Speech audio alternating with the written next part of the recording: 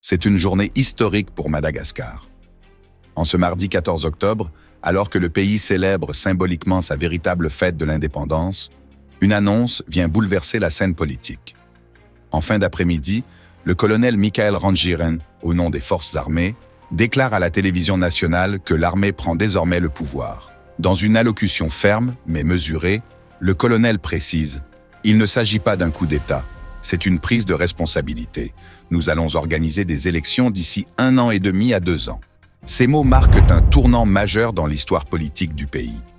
Selon le colonel Rangiren, l'objectif est clair : remettre de l'ordre dans un pays plongé dans le chaos institutionnel. Il dénonce une situation où, selon lui, il n'y a ni président du Sénat, ni gouvernement fonctionnel. Ce mardi 14 octobre, jour symbolique, résonne donc comme un double événement, la commémoration de l'indépendance et la proclamation d'un nouveau pouvoir militaire. Pour certains, le parallèle avec 2009 est évident. À l'époque déjà, Madagascar avait traversé une crise politique majeure, débouchant sur la mise en place d'un gouvernement de transition.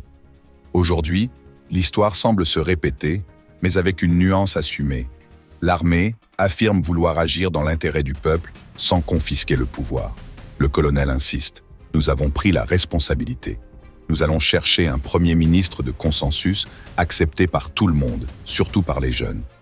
Dans son discours, l'accent est mis sur la jeunesse, appelée à jouer un rôle central dans la future transition. Ce message résonne particulièrement dans un pays où plus de 60% de la population a moins de 25 ans et où la frustration face à la corruption, à la pauvreté et à l'instabilité politique est profonde.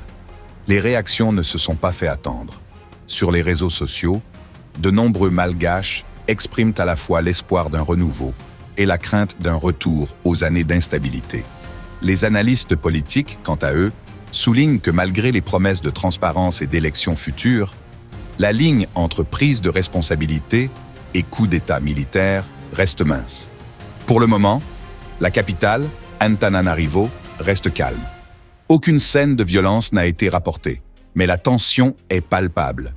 Des véhicules blindés ont été aperçus autour de certains bâtiments officiels, tandis que les drapeaux malgaches flottent sur les places publiques, symbolisant à la fois la fierté nationale et l'incertitude des jours à venir.